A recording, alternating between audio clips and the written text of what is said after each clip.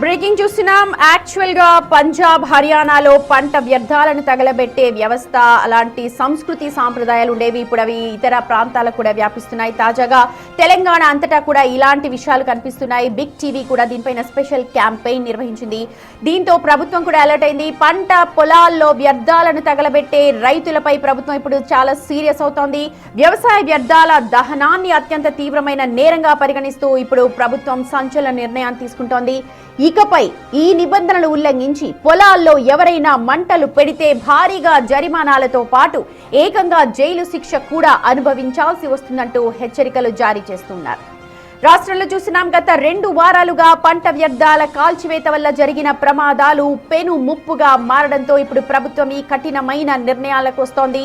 కాలుష్య నియంత్రణ మండలి కొత్త చట్టాల ప్రకారం నిబంధనలు ఉల్లంఘించే వారిపై నాన్ బెయిలబుల్ కేసులు నమోదు చేయాలని అధికారులను ఆదేశించింది. చూడొచ్చు, ఆ కాపీ ఆర్డర్ కూడా దీనికి సంబంధించిన ఒక గెజెట్ నోటిఫికేషన్ కూడా జారీ చేస్తున్నారు. కాలుష్య నియంత్రణ చట్టం 1981 ప్రకారం 19, 37, 39 సెక్షన్ల కింద గరిష్టంగా 3 ఏళ్ల వరకు కూడా ఒకవేళ పంట పొలాల్లో వ్యర్థాలకు గనక మంటలంటిస్తే జైలు శిక్ష పడే అవకాశం ఉంది, దాదాపు 3 ఏళ్ల పాటు. అలాగే ప్రజా ఆరోగ్యానికి పర్యావరణానికి విఘాతం కలిగించినందుకు గాను బిఎన్ఎస్ సెక్షన్స్ 223, 274 ప్రకారం కఠినమైన క్రిమినల్ చర్యలు కూడా తీసుకోబోతున్నారు. నిబంధనలను మీరి బహిరంగంగా గాని వ్యర్థాలను తగలబెడితే తీవ్రతను పట్టి 5,000 నుంచి 25,000 వరకు కూడా స్పాట్ లో ఫైన్ విధిస్తారు. ఇవి జైలు శిక్షకు అదనం. ఈ పంట వ్యర్థాల కాల్చివేత వల్ల కేవలం పర్యావరణ కాలుష్యమే కాదు, అపారమైన ఆస్తి అలాగే ఒక్కోసారి ప్రాణ నష్టం కూడా జరుగుతోంది. భూమిలోని పోషకాలన్నీ కూడా నశించిపోవడంతో పాటు పక్కనే ఉన్న చేళ్లకు కూడా ఈ మంటలు వ్యాపించి చేతికొచ్చిన పంటలన్నీ కూడా కాలి బూడిదైపోతున్నాయి. రాబోయే రోజుల్లో ఇది మరింత పెను ముప్పుగా మారకముందే మరి శాటిలైట్స్ సహాయంతో పొలాల్లో మంటలు పెట్టే వారిని గుర్తించి కఠినంగా శిక్షించాలి అని చెప్పి ఇప్పుడు ప్రభుత్వం డిసైడ్ అయింది. రైతులు ఎవరూ కూడా వ్యర్థాలను కాల్చొద్దంటూ ప్రత్యామ్నాయ పద్ధతులను పాటించాలని అధికారులైతే స్పష్టం చేస్తున్నారు. దీనిపైన బిగ్ టీవీ కూడా స్పెషల్ గా క్యాంపెయిన్ నిర్వహించింది. బిగ్ టీవీ రిపోర్టర్స్ చాలా ప్రాంతాల్లో కూడా క్యాంపెయిన్స్ నిర్వహించారు, ఫ్లెక్సీస్ ఏర్పాటు చేశారు, పంట వ్యర్థాలను కాల్చొద్దు అని అంటూ. దీనిపైన ప్రభుత్వం ఇప్పుడు అలర్ట్ అయి ఒక నోటిఫికేషన్ జారీ చేస్తోంది.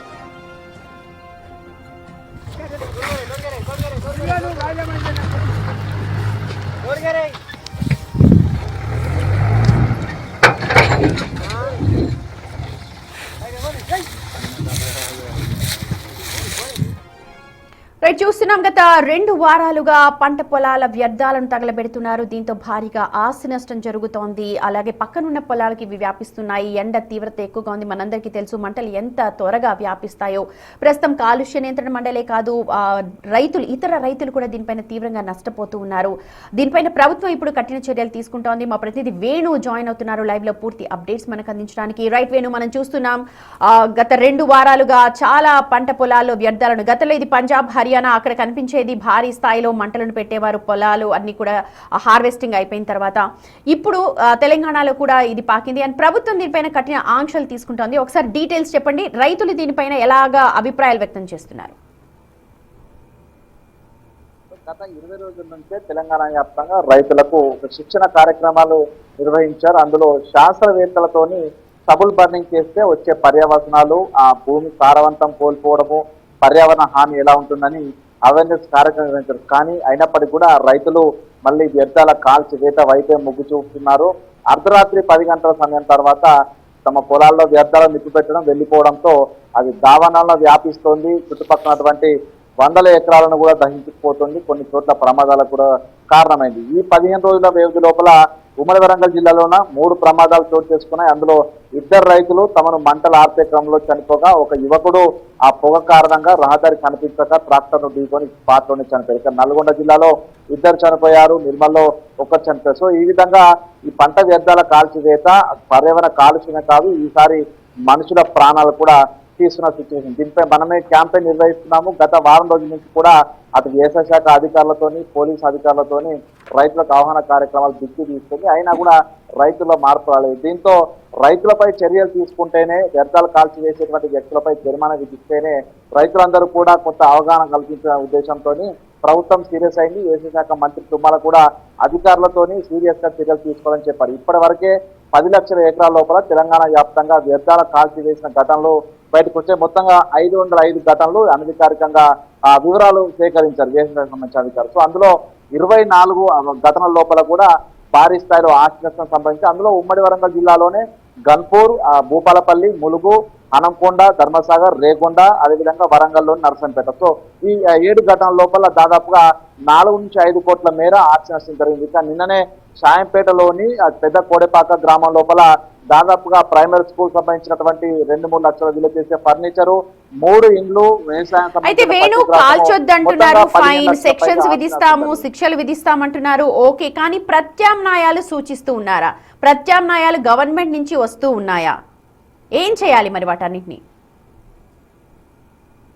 రైతులకి మొదట అవగాహన కల్పించినప్పుడే అసలు ఈ వ్యర్థాలను ఏ విధంగా సేంద్రియ ఎరువుగా మార్చుకోవాలని దానిపైన వీళ్ళకి క్లాసెస్ కూడా తీసుకున్నారు. మరోవైపు వాళ్ళకి పూస సిక్స్త్రి వేయడం, అదేవిధంగా కొంత ఎరువులు దానిపై వాడితే వారం రోజుల లోపల పూర్తిగా కుళ్ళిపోయి అదంతా సేంద్రియ ఎరువుగా మారుతుంది. ఇవన్నీ ప్రత్యామ్నాయ మార్గాలు ఉన్నాయి.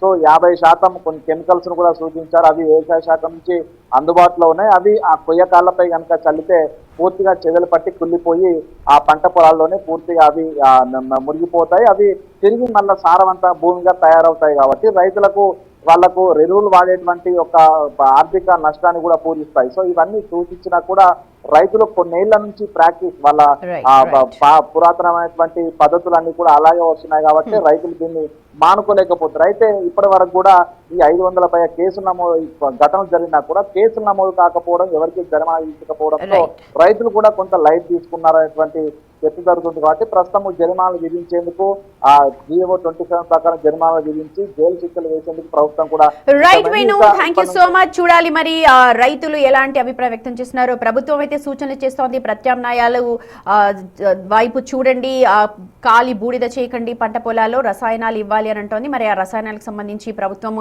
ఇస్తుందా వాళ్ళకి? దాని మీద సబ్సిడీలు ఉంటాయా? రైతులు వీటిపైన ఎందుకు దృష్టి సారించట్లేదు ఇప్పటి వరకు అన్న దానిపైన కూడా పెద్ద ఎత్తున చర్చ